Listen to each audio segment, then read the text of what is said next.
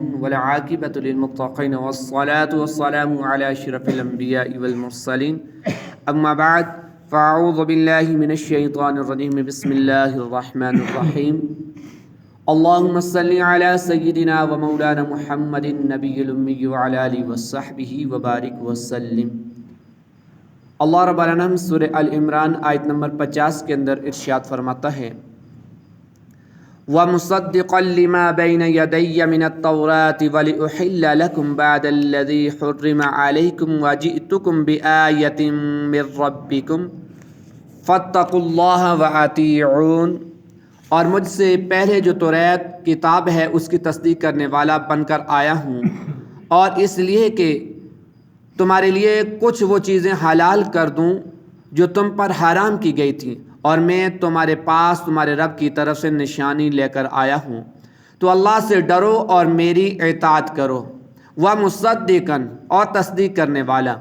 حضرت عیسیٰ علیہ السلام توریت کے کتاب اللہ اور حق ہونے کی تصدیق کے لیے بھی تشریف لائے، اور اس کے بعد احکام کو منسوخ فرمانے بھی آپ تشریف لائے۔ بعض وہ چیزیں جو شریعت موسیٰ علیہ السلام میں حرام تھیں، جیسے اونٹ کا گوشت اور کچھ پرندے، تو آپ علیہ السلام نے انہیں حلال فرما دیا۔ اس آیت سے معلوم ہوا کہ انبیاء کرام علیہ السلام اذن خداوندی سے حلال و حرام فرمانے کے مختار ہیں، کیونکہ آپ علیہ السلام نے فرمایا کہ میں حلال کرتا ہوں۔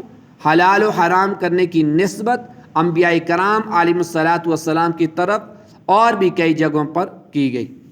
اگلی آیت کے اندر اللہ رب العالمین نے ارشاد فرمایا ان اللہ ربی و ربکم فاعبدوہ ھذا صراط مستقیم،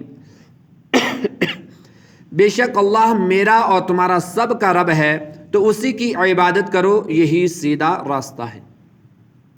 ان اللہ ربی و ربکم، بے شک اللہ میرا اور تمہارا سب کا رب ہے۔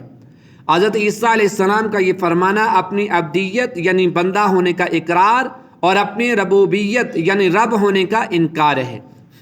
اس میں عیسائیوں کا رد ہے، گویا فرمایا کہ میں اتنی قدرتوں اور علم کے باوجود بھی خدا نہیں بلکہ خدا کا بندہ ہوں۔ اس سے معلوم ہوا کہ انبیاء اولیاء کے معجزات یا کرامات ماننا شرک نہیں۔ فلما احس عیسیٰ منہم الکفر قال من انصاری الی اللہ قال الحواریون نحن انصار اللہ آمنا باللہ واشہد بأننا مسلمون ربنا آمنا بما انزلت واتبعنا الرسول فاکتبنا مع الشاہدین۔ پھر جب عیسیٰ علیہ السلام نے ان بنی اسرائیل سے کفر پایا تو فرمایا اللہ کی طرف ہو کر کون میرا مددگار ہوتا ہے؟ مخلص ساتھیوں نے کہا ہم اللہ کے دین کے مددگار ہیں، ہم اللہ پر ایمان لائے ہیں، اور آپ اس پر گواہ ہو جائیں کہ ہم یقیناً مسلمان ہیں۔ اے ہمارے پروردگار، ہم اس کتاب پر ایمان لائے جو تو نے نازل فرمائی، اور ہم نے رسول کی اتباع کی، پس ہمیں گواہی دینے والوں میں سے لکھ دے۔ فلما احس عیسیٰ منہم الکفر، پھر جب عیسیٰ علیہ السلام نے ان سے کفر پایا، یعنی جب حضرت عیسیٰ علیہ السلام نے دیکھا کہ یہودی اپنے کفر پر قائم ہیں اور آپ علیہ السلام کے قتل کا ارادہ رکھتے ہیں، اور اتنی روشن آیات اور معجزات سے بھی ان پر کوئی اثر نہیں ہوا، اور اس کا سبب یہ تھا کہ انہوں نے پہچان لیا تھا کہ آپ علیہ السلام ہی وہ مسیح ہیں جن کی توریت میں بشارت دی گئی، اور آپ علیہ السلام ان کے دین کو منسوخ کریں گے۔ تو جب حضرت عیسیٰ علیہ السلام نے دعوت کا اظہار فرمایا تو یہ ان پر بہت شاق گزرا، اور وہ آپ علیہ السلام کے ایذاء اور قتل کے در پہ ہوئے، اور انہوں نے آپ علیہ السلام کے ساتھ کفر کیا۔ آپ علیہ السلام نے اس وقت فرمایا کہ کون ہے جو اللہ تعالیٰ کی طرف ہو کر میرا مددگار بنے؟ اس پر حواریوں نے آپ علیہ السلام کی مدد کا وعدہ کیا۔ حواری وہ مخلصین ہیں جو حضرت عیسیٰ علیہ السلام کے دین کے مددگار تھے اور آپ پر اول ایمان لائے۔ یہ 12 اشخاص تھے۔ اس سے معلوم ہوا کہ بوقت مصیبت اللہ تعالیٰ کے بندوں سے مدد مانگنا سنت پیغمبر ہے۔ حواریوں نے کہا کہ ہم ایمان لائے، اور پھر کہا کہ آپ علیہ السلام ہمارے مسلمان ہونے پر گواہ بن جائیں۔ اس سے معلوم ہوا کہ ایمان و اسلام ایک ہی ہیں، اور یہ بھی معلوم ہوتا ہے کہ پہلے انبیاء علیہ السلام کا دین اسلام تھا، یہودیت اور نصرانیت نہیں، اسی لیے ایمان لانے والوں نے اپنے آپ کو مسلمان کا عیسائی نہیں۔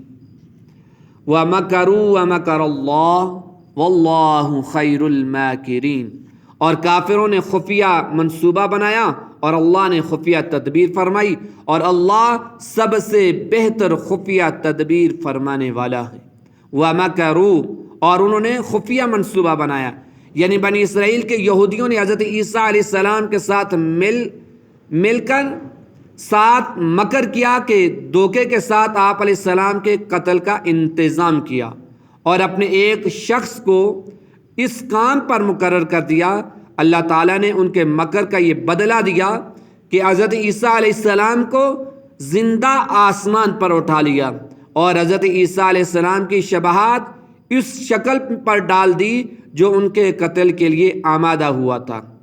چنانچہ یہودیوں نے اس کو اسی شعبہ پر قتل کر دیا، یعنی جو یہودیوں نے منصوبہ بنایا تھا کہ حضرت عیسیٰ علیہ السلام کو قتل کریں گے، اور ایک شخص کو عیسیٰ علیہ السلام کے قتل پر آمادہ کیا۔ جب وہ شخص حضرت عیسیٰ علیہ السلام کے حجرے میں داخل ہوا تو اللہ تعالیٰ نے حضرت عیسیٰ علیہ السلام کو آسمان دنیا پر اٹھا لیا، اور جو شخص قتل کے ارادے سے کمرے میں داخل ہوا تھا اللہ تعالیٰ نے اس کی صورت کو عیسیٰ علیہ السلام کی طرح بنا دیا۔ جب بقیہ یہودیوں نے اس کو دیکھا تو انہوں نے یہ تصور کیا کہ یہ عیسیٰ ہیں، تو انہی یہودیوں نے، اسی کے ساتھیوں نے اس شخص کو قتل کر دیا، اور جب انہوں نے اس کو قتل کیا تو قتل ہونے کے بعد اس کی شکل اور صورت اور حیت دوبارہ پہلے کی طرح ہو گئی۔ تو جب یہودیوں نے دوبارہ اسے دیکھا تو وہ بڑے پشیمان ہوئے کہ ہم نے تو اپنے ہی ساتھی کو قتل کر دیا۔ تو یہاں اس آیت کے اندر اللہ رب العالمین نے فرمایا لفظ مکر لغت عرب میں ستر یعنی پوشیدگی کے معنی میں ہے، اسی لیے خفیہ تدبیر کو بھی مکر کہتے ہیں، اور وہ تدبیر اگر اچھے مقصد کے لیے ہو تو محبوب یعنی اچھی، اور اگر کسی کبھی غرض کے لیے ہو تو مذموم ہوتی ہے۔ اللہ تعالیٰ کی بارگاہ میں دعا ہے کہ رب العالمین ہمیں قرآن کریم کا صحیح معنوں کے ساتھ فہم نصیب فرمائے۔ اللہ رب العالمین ہمیں اپنے عقائد، اپنے اعمال کی اصلاح کرتے رہنے کی توفیق رفیق مرحمت عطا فرمائے۔ وما علیہ الا البلاغ۔